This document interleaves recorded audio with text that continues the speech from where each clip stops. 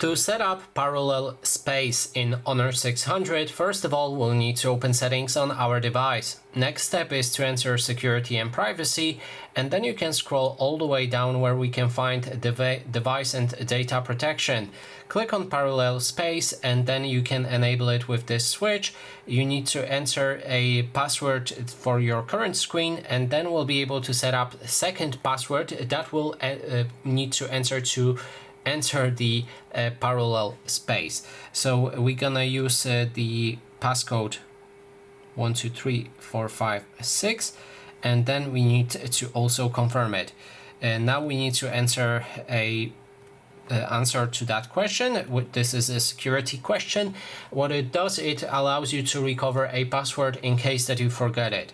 Then after clicking on done, you'll be able to enter your parallel space by pinching your fingers like this on the home screen. So now our parallel space is created. We can click on this button to exit it.